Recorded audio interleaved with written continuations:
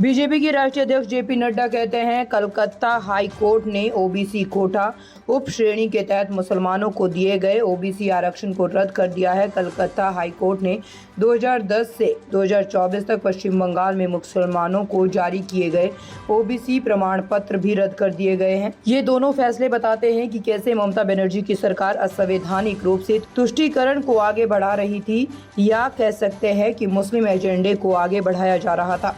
PM Modi ने चुनाव प्रचार के दौरान इस मुद्दे को उठाया था। कैसे ममता बनर्जी, राहुल गांधी और आईएनडीआई गठबंधन के अन्य नेता संविधान की धज्जियां उड़ा रहे हैं। संविधान में साफ लिखा है कि धर्म के आधार पर आरक्षण नहीं दिया जाएगा। ममता बनर्जी ने कहा है कि वह हाई कोर्ट के फैसले से सहमत नहीं है। कानून से ऊपर कोई नहीं है। हम सब जानते हैं कि आज कलकत्ता हाई कोर्ट ने जो मुस्लिम को ओबीसी का आरक्षण यानी ओबीसी कोटा सब कैटेगरी में जो आरक्षण दिया जा रहा था उसको कलकत्ता हाई कोर्ट ने निरस्त कर दिया है।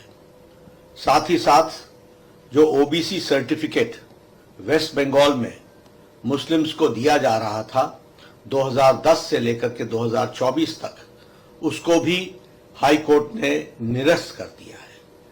ये दोनों ही जजमेंट्स, ये दोनों ही जो फैसले आए हैं, ये बताता है कि किस तरीके से ममता सरकार गैर संवैधानिक तरीके से, अनकॉन्स्टिट्यूशनल तरीके से तुष्टीकरण की नीति को आगे बढ़ा रही थी और एक तरीके से कहा जाए तो मुस्लिम लीग के एजेंडा को आगे बढ़ा रही थी।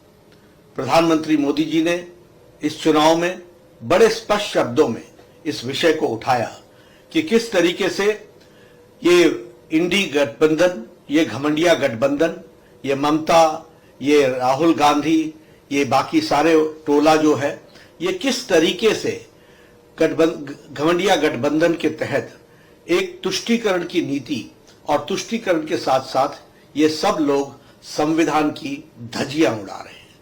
संविधान में साफ लिखा है कि धर्म के आधार पर आरक्षण नहीं होगा, लेकिन यह सब लोग मुस्लिम लीग का एजेंडा, जिस मुस्लिम लीग के एजेंडे के कारण भारत का विभाजन हुआ, उसी को फिर से आगे बढ़ाने का काम ये सारा घमंडिया गठबंधन कर रहा है और तुष्टीकरण की नीति को आगे बढ़ा रहा है।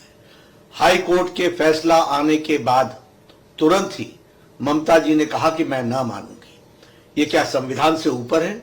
ये संविधान को संभालना इनका काम नहीं है, संविधान की रक्षा करना इनका काम नहीं है। ममता जी ने संविधान की रक्षा की शपथ लेकर के वो मुख्यमंत्री बनी है और संविधान के से ऊपर कोई भी नहीं है। और प्रधानमंत्री जी ने संविधान को दिखाते हुए और संविधान को कोट करते हुए ये बताया कि धर्म के आधार पर इस देश में किसी को आरक्षण नहीं मिलता।